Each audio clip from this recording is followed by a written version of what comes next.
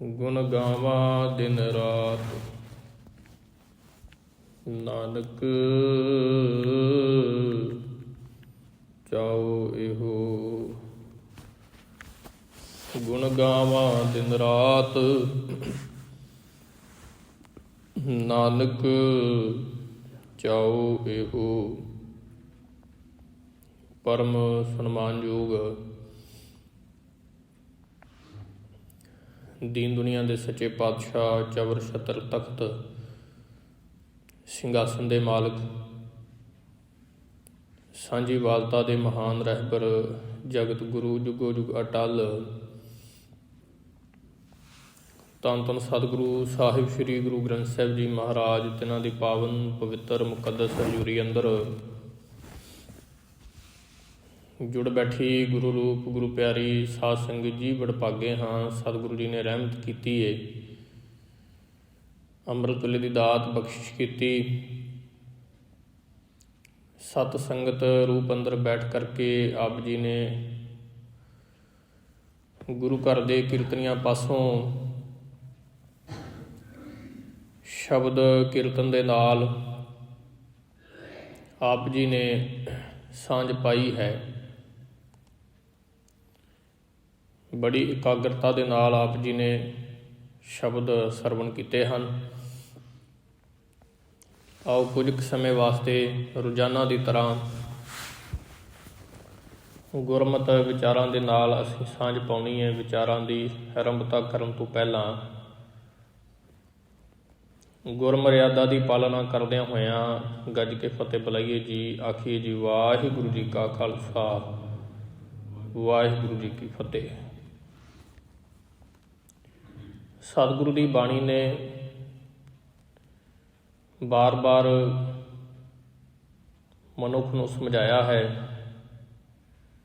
ਜਿੱਥੇ ਹੋਰ ਬਹੁਤ ਪੱਖ ਸਤਿਗੁਰੂ ਜੀ ਨੇ ਬਿਆਨ ਕੀਤੇ ਨੇ, ਉੱਥੇ ਸਤਿਗੁਰੂ ਜੀ ਨੇ ਇੱਕ ਗੱਲ 'ਤੇ ਬਹੁਤ ਜ਼ੋਰ ਦਿੱਤਾ ਕਿ ਪ੍ਰੇਮਾ ਭਗਤੀ ਤੋਂ ਬਿਨਾਂ ਉੱਥੋਂ ਤੱਕ ਪਰਮੇਸ਼ਰ ਦੀ ਵਿਚਾਰ ਤੱਕ ਨਹੀਂ ਪਹੁੰਚ ਸਕਦੇ। ਬੜੇ ਥਾਵਾਂ 'ਤੇ ਸ਼ਬਦ ਆਉਣਗੇ, ਭਗਤ ਵਸ਼ਲ, ਭਗਤੀ ਨੂੰ ਪਿਆਰ ਕਰਨ ਵਾਲੇ ਭਗਤ।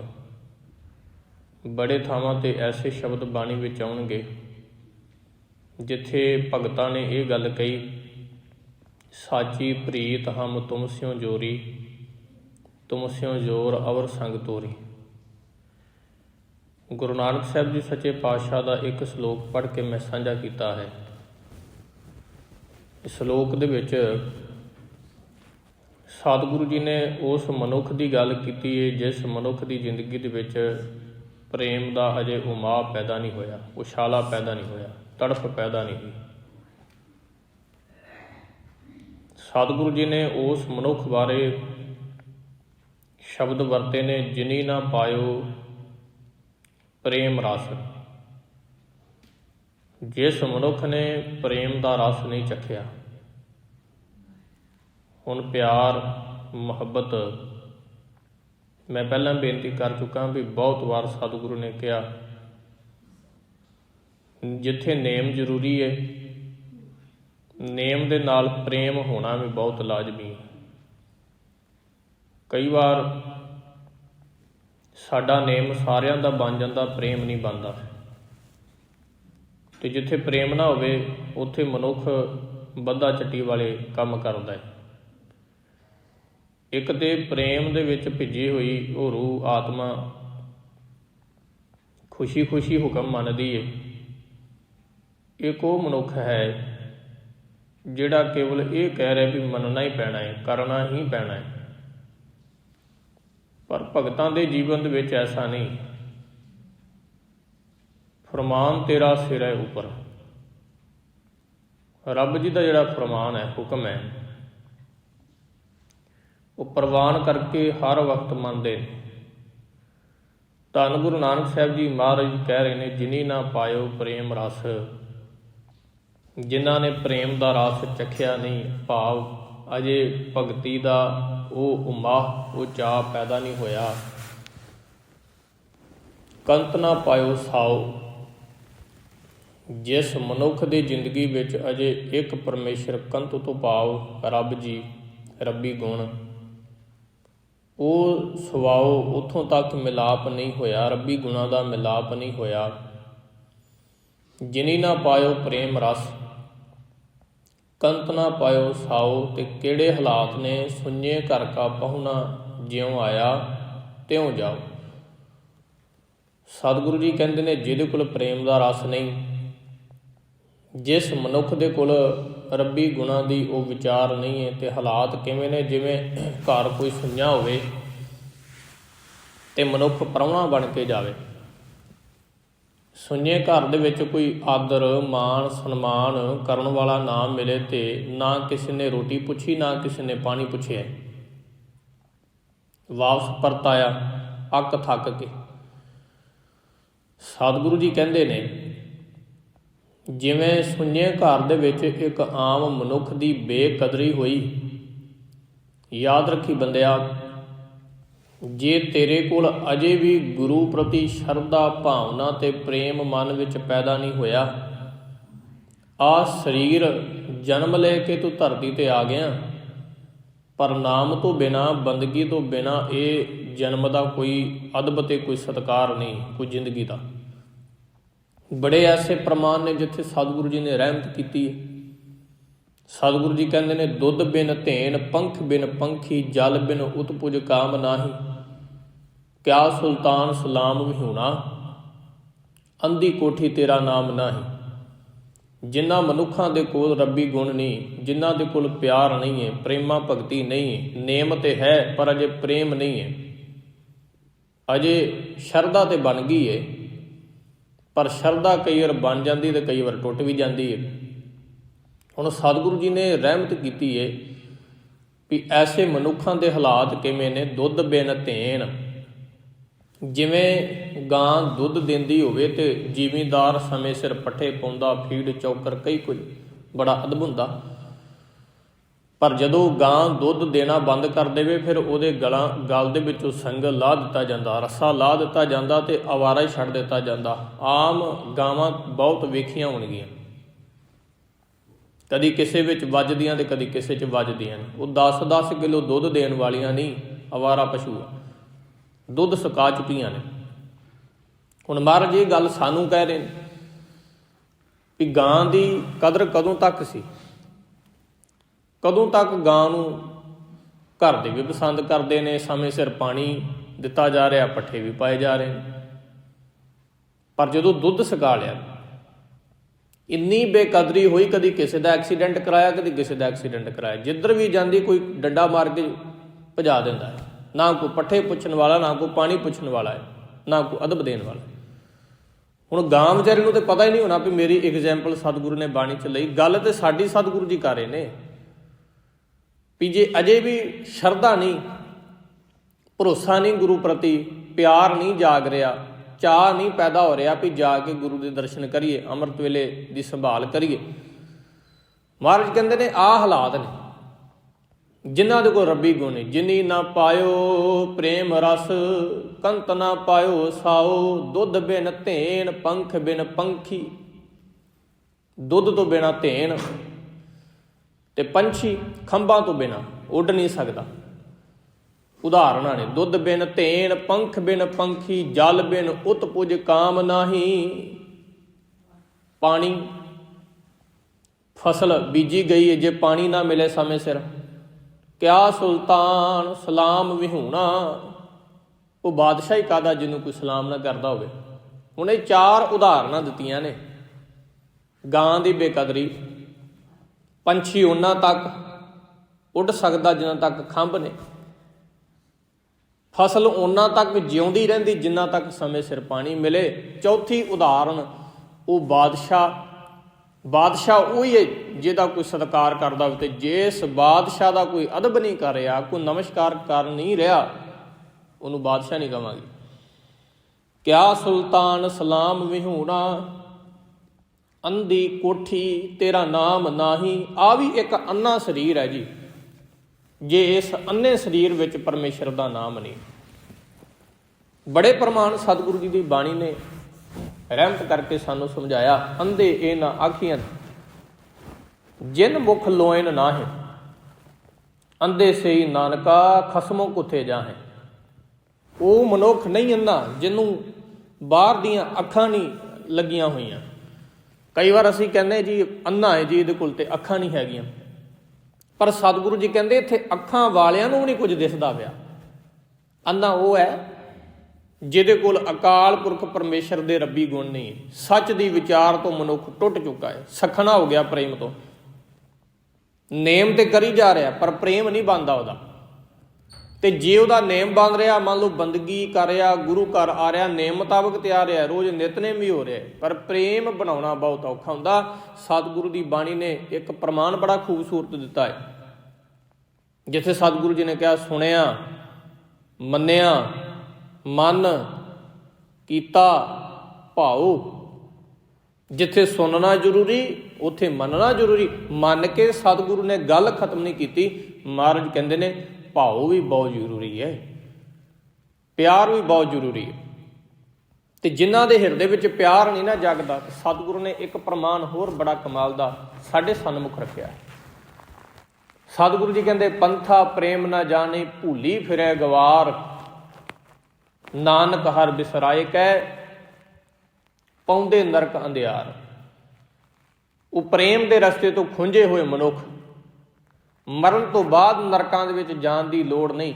ਮਹਾਰਾਜ ਕਹਿੰਦੇ ਨੇ ਜਿਨ੍ਹਾਂ ਦੇ ਕੋਲ ਪ੍ਰੇਮ ਦਾ ਬੰਧ ਨਹੀਂ, ਰਾਹ ਨਹੀਂ, ਜਿਉਂਦੇ ਜਿਉਂਦੇ ਨਰਕਾਂ ਦੇ ਭਾਗੀ ਬਣੇ ਨੇ। ਜਿਉਂਦੇ ਨਾ ਪਰਿਵਾਰ ਵਿੱਚ ਕੋਈ ਅਦਬ, ਨਾ ਪ੍ਰੇਮ ਵਾਲੀ ਭਾਵਨਾ, ਰੁੱਖਾਪਣ, ਕਠੋਰ ਬਚਨ ਜਦੋਂ ਮੂੰਹ ਦੇ ਵਿੱਚੋਂ ਨਿਕਲਦੇ ਨੇ। ਪੰਥਾ ਪ੍ਰੇਮ ਨਾ ਜਾਣੀ, ਭੂਲੀ ਫਿਰੇ ਗਵਾਰ। ਉਹ ਗਵਾਰ ਮਨੁੱਖ ਭੁੱਲ ਚੁੱਕੀ, ਉਹ ਜੀਵ ਇਸਤਰੀ ਭੁੱਲ ਚੁੱਕੀ, ਸੱਚ ਦੇ ਮਾਰਗ ਤੋਂ ਥਿੜਕ ਗਈ ਹੈ। ਨਾਨਕ ਹਰ ਬਿਸਰਾਏ ਕਹਿ, ਰੱਬ ਭੁੱਲਿਆ, ਪਾਉਂਦੇ ਨਰਕ ਅੰਧਿਆਰ। ਮਰਨ ਤੋਂ ਬਾਅਦ ਨਰਕ ਨਹੀਂ। ਮਹਾਰਾਜ ਕਹਿੰਦੇ ਸੱਚ ਤੋਂ ਟੁੱਟੇ ਨੇ, ਵਿਕਾਰਾਂ ਔਗਣਾਂ ਨੇ ਬੰਦੇ ਦੀ ਆਤਮਾ ਨੂੰ ਘੇਰ ਲਿਆ ਤੇ ਜਿਉਂਦਿਆਂ ਜਿਉਂਦਿਆਂ ਬੰਦਾ ਨਰਕ ਦਾ ਭਾਗੀ ਬਣ ਗਿਆ। ਇੱਕ ਥਾਂ ਗੁਰੂ ਅਰਜਨ ਦੇਵ ਜੀ ਨੇ ਬੜੀ ਕਮਾਲ ਦੀ ਰਹਿਮਤ ਕੀਤੀ ਹੈ। ਸਤਿਗੁਰੂ ਜੀ ਕਹਿੰਦੇ ਨੇ ਅਤ ਸੁੰਦਰ ਕੁਲੀਨ ਚਤੁਰ, ਮੁਖ ਗਿਆਨੀ ਧਨਵੰਤ। ਚਾਰ ਪੰਜ ਗੱਲਾਂ ਸਤਿਗੁਰੂ ਨੇ ਬਖਸ਼ਿਸ਼ ਕੀਤੀਆਂ ਨੇ। ਅਤ ਦਾ ਸੁੰਦਰ ਹੋਵੇ, ਅਤ ਸੁੰਦਰ, ਕੁਲੀਨ ਚੰਗੀ ਕੁੱਲ ਹੋਵੇ, ਚਤੁਰ, ਚਤੁਰ ਚਲਾਕ ਵੀ ਹੋਵੇ। ਅਤ ਸੁੰਦਰ ਕੁਲੀਨ ਚਤੁਰ ਮੁਖ ਗਿਆਨੀ, ਜ਼ੁਬਾਨ ਤੋਂ ਗਿਆਨ ਦੀਆਂ ਗੱਲਾਂ ਬਹੁਤ ਵਧੀਆ ਕਰਦਾ ਹੋਵੇ। ਧਨਵੰਤ, ਧਨਵਾਨ ਵੀ ਹੋਵੇ। ਪੰਜ ਗੱਲਾਂ ਮਨੁੱਖ ਦੇ ਕੋਲ ਹੋਣ ਤੇ ਵੈਸੇ ਹਰੇਕ ਨੂੰ ਚਾਹਤ ਹੁੰਦੀ ਹੈ। ਮੰਨ ਲਓ ਜੇ ਪੈਸਾ ਨਾ ਕੋਲ ਹੋਵੇ ਤੇ ਬੰਦਾ ਕਹਿੰਦਾ ਵੀ ਚਲੋ ਸੋਹਣਾ ਹੀ ਹੋਵਾਂ, ਲੋਕ ਕਹਿ ਦੇਣ ਵੀ ਸੋਹਣਾ ਹੈ। ਤੇ ਜੇ ਸੋਹਣਾ ਹੋਵੇ, ਪੈਸਾ ਨਾ ਕੋਲ ਹੋਵੇ ਤੇ ਚਲੋ ਕਈ ਬੰਦਾ ਕਹਿੰਦਾ ਵੀ ਮੈਂ ਚਮੜੀ ਨੂੰ ਕੀ ਕਰਨਾ, ਪੈਸਾ ਹੀ ਕੋਲ ਹੋਵੇ, ਮੈਂ ਪੈਸੇ ਨਾਲ ਤਾਂ ਮੈਂ ਸਾਬੂ ਖਰੀਦ ਲੂੰ। ਇੱਕ ਇੱਕ ਔਗਣ ਦੀ ਹਰੇਕ ਨੂੰ ਭੁੱਖ ਹੁੰਦੀ ਹੈ, ਪਿਚਮਦਾ ਹੈ। ਪਰ ਜਿੱਥੇ ਪੰਜੇ ਸ਼ਾਮਲ ਹੋ ਜਾਣ, ਬੰਦਾ ਸੋਹਣਾ ਵੀ ਹੋਵੇ, ਚਤੁਰ ਚਲਾਕ ਵੀ ਹੋਵੇ, ਕੁੱਲ ਵੀ ਚੰਗੀ ਹੋਵੇ, 10 ਪਿੰਡਾਂ ਦੇ ਵਿੱਚ ਨਾਮ ਵੱਜਦਾ ਹੋਵੇ ਵੀ ਬੜਾ ਵੱਡਾ ਟੱਬਰ ਹੈ ਜਿਨ੍ਹਾਂ ਦਾ, ਤੇ ਧਨਵਾਨ ਵੀ ਹੋਵੇ।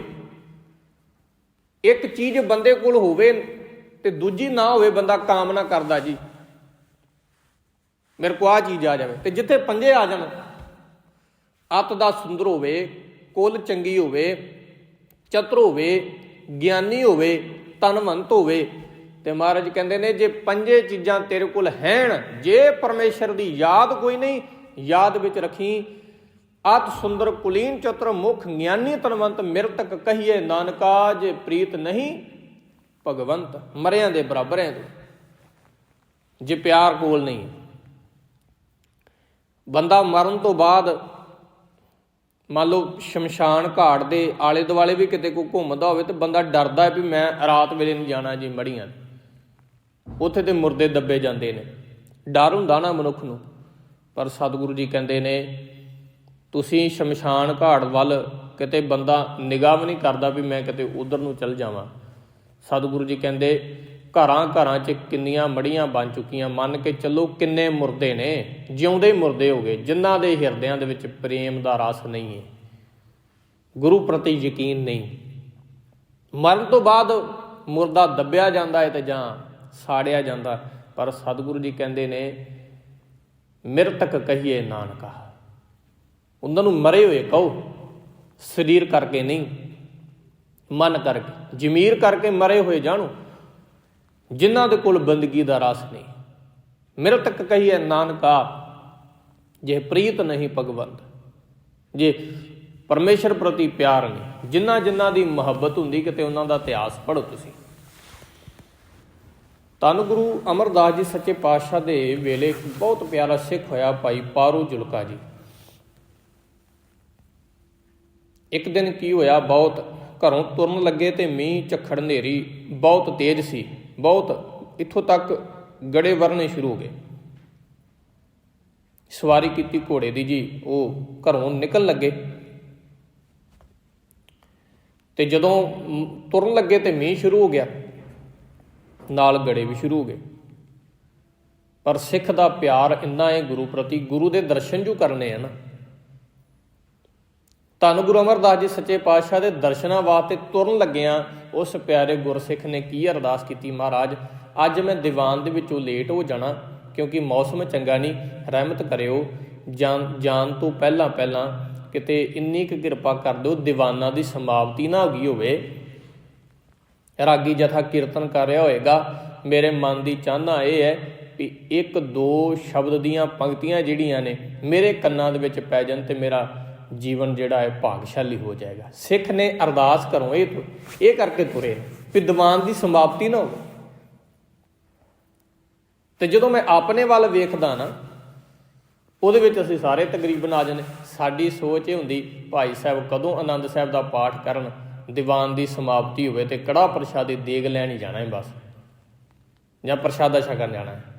ਭਾਈ ਪਾਰੋ ਜੁਲਕੇ ਦੀ ਵਿਚਾਰ ਇਹ ਹੈ, ਘਰੋਂ ਤੁਰੇ ਮੌਸਮ ਖਰਾਬ ਹੋ ਗਿਆ, ਮਾਰੇ ਤੁਹਾਡੇ ਦਰਸ਼ਨ ਕਰਨੇ ਆ ਕੇ ਤੇ ਦੀਵਾਨ ਦੀ ਸਮਾਪਤੀ ਨਾ ਹੋ ਗਈ ਹੋਵੇ। ਬਹੁਤ ਗੜੇ ਤੇਜ਼ ਨੇ, ਮੂੰਹ ਤੇ ਵੀ ਵੱਜੇ। ਤੁਸੀਂ ਸੁਭਾਵਿਕ ਹੈ ਜਦੋਂ ਗੜੇ ਪੈ ਰਹੇ ਹੋਣ, ਬੰਦਾ ਜਿੰਨਾ ਮੋਟਰਸਾਈਕਲ ਤੇਜ਼ ਚਲਾਏਗਾ ਨਾ ਉਹਨੇ ਤੇਜ਼ ਗੜੇ ਵੱਜਦੇ ਮੂੰਹ ਤੇ। ਚਲੋ ਅਰਦਾਸ ਕੀਤੀ ਸੀ, ਸਿੱਖ ਦੀ ਪ੍ਰਵਾਨ ਹੋਈ। ਰਾਗੀ ਜਥਾ ਕੀਰਤਨ ਅਜੇ ਕਰ ਰਿਹਾ ਸੀ। ਭਾਈ ਪਾਰੋ ਜੁਲਕਾ ਜੀ ਦੀਵਾਨ ਦੇ ਅੰਦਰ ਨਹੀਂ ਗਏ ਜੀ, ਬਾਹਰ ਹੀ ਬਹਿ ਗਏ, ਕਿਉਂਕਿ ਕੱਪੜੇ ਗਿੱਲੇ ਹੋ ਚੁੱਕੇ ਸੀ। ਉਹ ਕਹਿੰਦੇ ਸਨ ਵੀ ਅਦਬ ਹੈ ਸਤਿਗੁਰੂ ਦਾ ਜਿੰਨਾ ਕਰੋ, ਉਹ ਬਾਹਰ ਹੀ ਬਹਿ ਗਏ। ਦੀਵਾਨ ਦੀ ਸਮਾਪਤੀ ਹੋਈ। ਭਾਈ ਪਾਰੋ ਜੁਲਕੇ ਨੂੰ ਸਤਿਗੁਰੂ ਜੀ ਨੇ ਬੁਲਾਇਆ। ਧੰਨ ਗੁਰੂ ਅਮਰਦਾਸ ਜੀ ਮਹਾਰਾਜ ਜੀ ਕਹਿੰਦੇ ਆਜੋ ਭਾਈ ਸਾਹਿਬ। ਲਾਗੇ ਬਿਠਾ ਲਿਆ ਆਪਣੇ ਗੁਰੂ ਅਮਰਦਾਸ ਜੀ ਨੇ। ਮਹਾਰਾਜ ਆਖਣ ਲੱਗੇ ਵੀ ਇੰਨਾ ਮੀਂਹ ਹੈ, ਹਨੇਰੀ ਝੱਖੜ, ਗੜੇ ਵੀ ਨੇ, ਆ ਵੇਖੋ ਗੜਿਆਂ ਦੇ ਨਿਸ਼ਾਨ ਤੁਹਾਡੇ ਚਿਹਰੇ ਉੱਤੇ ਪਏ ਹੋਏ ਨੇ, ਤੇ ਅੱਜ ਛੁੱਟੀ ਕਰ ਲੈਂਦੇ, ਨਾ ਆਉਂਦੇ ਕੀ ਫਰਕ ਪੈਣਾ ਸੀ। ਭਾਈ ਪਾਰੋ ਜੁਲਕੇ ਨੇ ਹੱਥ ਬੰਨ੍ਹ ਕੇ ਗੁਰੂ ਅਮਰਦਾਸ ਜੀ ਨੂੰ ਬੇਨਤੀ ਕੀਤੀ, ਮਹਾਰਾਜ ਉਹਨਾਂ ਤੱਕ ਪੁੱਤ ਨੂੰ ਆਨੰਦ ਨਹੀਂ ਆਉਂਦਾ ਜਿੰਨਾ ਤੱਕ ਪੁੱਤ ਆਪਣੇ ਪਿਓ ਦੀ ਗੋਦ ਵਿੱਚ ਬਹਿ ਨਾ ਜਾਵੇ। ਮੈਨੂੰ ਕਿੱਥੇ ਆਨੰਦ ਆਏਗਾ? ਪੁੱਤ ਥੱਕਿਆ ਟੁੱਟਿਆ ਹੋਵੇ ਨਾ ਤੇ ਆਪਣੀ ਮਾਂ ਜਾਂ ਪਿਓ ਦੀ ਗੋਦ ਵਿੱਚ ਬਹਿ ਜਾਵੇ ਨਾ ਆ ਕੇ, ਤੇ ਸਾਰਾ ਪੁੱਤ ਦਾ ਥਕੇਵਾਂ ਲੈ ਜਾਂਦਾ। ਮਹਾਰਾਜ ਤੁਹਾਡਾ ਸਿੱਖ ਹਾਂ ਮੈਂ, ਜਿੰਨਾ ਤੱਕ ਤੁਹਾਡੇ ਮੈਂ ਦਰਸ਼ਨ ਨਾ ਕਰ ਲੈਂਦਾ ਤੇ ਮੈਨੂੰ ਕਿੱਥੇ ਚੈਨ ਮਿਲਣਾ ਸੀ।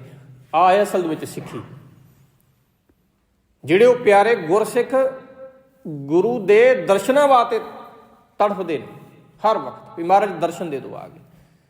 ਇੱਕ ਬੇਨਤੀ ਮੈਂ ਕਰਨੀ ਚਾਹੁੰਦਾ, ਗੁਰੂ ਗ੍ਰੰਥ ਸਾਹਿਬ ਨੂੰ ਆ ਕੇ ਅਸੀਂ ਸਾਰੇ ਨਮਸਕਾਰ ਕਰਦੇ ਹਾਂ। ਰਹਿਤ ਮਰਿਆਦਾ ਦੇ ਵਿੱਚ ਲਿਖਿਆ ਦਰਸ਼ਨ ਦੇ ਅਰਥ ਕੀਤੇ ਨੇ ਉਹਨੇ ਵੀ ਦਰਸ਼ਨ ਹੁੰਦੇ ਕੀ ਨੇ। ਬਾਣੀ ਪੜ੍ਹਦੇ ਆ, ਗੁਰਕਾ ਸਾਹਿਬ ਤੁਸੀਂ ਹੱਥ ਲਿਆ, ਸਮਝ ਲਓ ਗੁਰੂ ਦੇ ਦਰਸ਼ਨ ਹੋ ਰਹੇ ਨੇ। ਗੁਰੂ ਗ੍ਰੰਥ ਸਾਹਿਬ ਦਾ ਪ੍ਰਕਾਸ਼ ਹੋਇਆ, ਉੱਤੇ ਰੁਮਾਲਾ ਸਾਹਿਬ ਪਿਆ, ਦਰਸ਼ਨ ਹੋ ਰਹੇ ਨੇ। ਅਰਦਾਸ ਵਿੱਚ ਤੁਸੀਂ ਸ਼ਾਮਲ ਹੋ ਗਏ, ਗੁਰੂ ਦੇ ਦਰਸ਼ਨ ਨੇ। ਬਾਹਰ ਮੁਖੀ ਜਦੋਂ ਅਸੀਂ ਗੱਲ ਕਰਦੇ,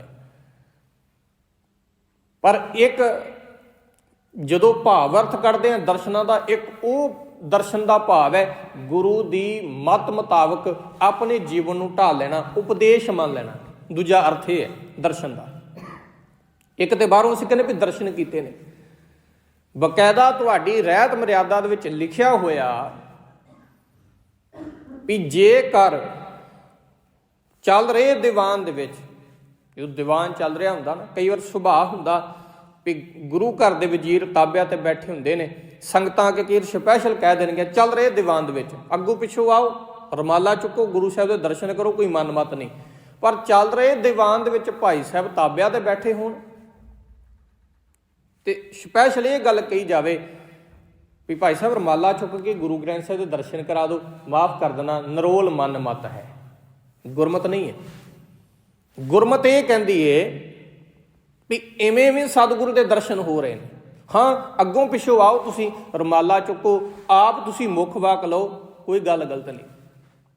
ਜਦੋਂ ਸਤਿਗੁਰੂ ਜੀ ਦਾ ਮੁੱਖ ਵਾਕ ਹੋ ਰਿਹਾ ਹੁੰਦਾ ਨਾ ਸਾਧ ਸੰਗਤ, ਅਸਲ ਦੇ ਵਿੱਚ ਮੁੱਖ ਵਾਕ ਸੁਣਨਾ ਹੀ ਗੁਰੂ ਦੇ ਉਪਦੇਸ਼ ਦੇ ਦਰਸ਼ਨ ਨੇ ਤੇ ਸਤਿਗੁਰੂ ਦੇ ਦਰਸ਼ਨ ਕਰਨੇ ਹੁੰਦੇ ਆ। ਜਦੋਂ ਭਾਈ ਸਾਹਿਬ ਜੀ ਰੁਮਾਲਾ ਸਾਹਿਬ ਚੁੱਕਦੇ ਨੇ, ਜਦੋਂ ਗੁਰੂ ਗ੍ਰੰਥ ਸਾਹਿਬ ਰੁਮਾਲਾ ਸਾਹਿਬ ਚੁੱਕਿਆ ਜਾਂਦਾ, ਸਪੈਸ਼ਲ ਆ ਕੇ ਪਰਿਕਰਮਾ ਕਰਕੇ ਗੁਰੂ ਦੇ ਬਾਅਦ ਵਿੱਚ ਆ ਕੇ ਕਹਿਣਾ ਵੀ ਹੁਣ ਦਰਸ਼ਨ ਹੋ ਰਹੇ ਨੇ, ਹੁਣ ਜਾ ਕੇ ਮਹਾਰਾਜ ਨੂੰ ਜਾ ਕੇ ਵੇਖੀਏ, ਇਹ ਰਹਿਤ ਮਰਿਆਦਾ ਦੇ ਵਿੱਚ ਨਹੀਂ ਲਿਖਿਆ। ਜਦੋਂ ਮੁੱਖ ਵਾਕ ਹੋ ਰਿਹਾ ਹੁੰਦਾ ਏ, ਉਹਨੂੰ ਇਕਾਗਰਤਾ ਦੇ ਵਿੱਚ ਬਹਿ ਕੇ ਸੁਣਨਾ ਹੁੰਦਾ ਹੈ, ਨਾ ਕਿ ਪਰਿਕਰਮਾ ਕਰਕੇ ਦੁਬਾਰਾ ਫੇਰ ਉੱਠ ਕਰਕੇ ਅਸੀਂ ਆਈਏ ਤੇ ਇਹ ਮਨ ਦੇ ਵਿੱਚ ਖਿਆਲ ਹੋਵੇ ਕਿ ਸਤਿਗੁਰੂ ਦੇ ਦਰਸ਼ਨ ਹੋ ਰਹੇ ਨੇ। ਦਰਸ਼ਨ ਦੀ ਪਰਿਭਾਸ਼ਾ ਨੂੰ ਸਮਝੋ ਜੀ।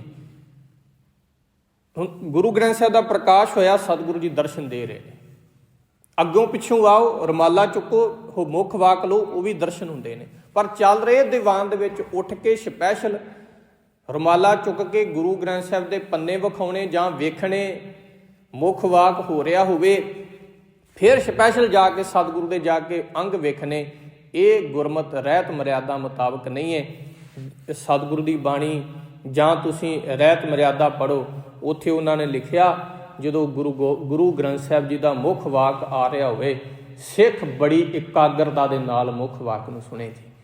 ਜਦੋਂ ਪਹਿਲਾ ਪ੍ਰਕਾਸ਼ ਹੋਇਆ ਸੀ ਨਾ, ਮਾਫ ਕਰ ਦੇਣਾ, ਸਾਡੀ ਤੇ ਇਕਾਗਰਤਾ ਹੀ ਨਹੀਂ ਬਣਦੀ, ਨਾ ਅਰਦਾਸ ਵਿੱਚ ਬਣਦੀ, ਨਾ ਸੁਣਨ ਲੱਗਿਆਂ ਬਣਦੀ।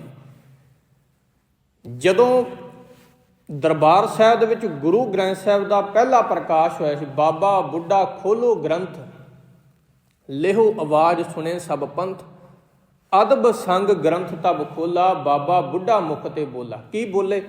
ਸੂਹੀ ਮਹੱਲਾ ਪੰਜਵਾਂ। ਸੰਤਾਂ ਕੇ ਕਾਰਜ ਆਪ ਖਲੋਇਆ। ਵਿਦਵਾਨ ਲਿਖਦੇ ਆ ਇੰਨੀ ਇਕਾਗਰਤਾ ਸੀ, ਹਾਲਾਂਕਿ ਗੁਰੂ ਅਰਜਨ ਦੇਵ ਜੀ ਦਾ ਆਪਣਾ ਹੀ ਸ਼ਬਦ ਹੈ, ਆਪਣੇ ਸ਼ਬਦ ਆਇਆ ਹੋਇਆ।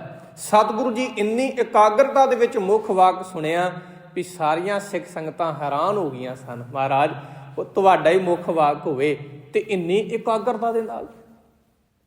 ਤੇ ਕਈ ਵਾਰ ਫਿਰ ਮੈਂ ਬੇਨਤੀ ਕਰ ਦੇਵਾਂ ਜੀ, ਇਹ ਦੋ ਚੀਜ਼ਾਂ ਬੜੇ ਗਹਿਣੇ ਕਮਾਲ ਦੇ ਨੇ ਤੁਹਾਡੀ ਮਰਿਆਦਾ ਦੇ, ਮੁੱਖ ਵਾਕ ਨੂੰ ਸੁਣਨਾ ਧਿਆਨ ਦੇ ਨਾਲ ਤੇ ਅਰਦਾਸ ਦੇ ਵਿੱਚ ਇਕਾਗਰਤਾ ਦੇ ਨਾਲ ਸ਼ਾਮਲ ਹੋਣਾ।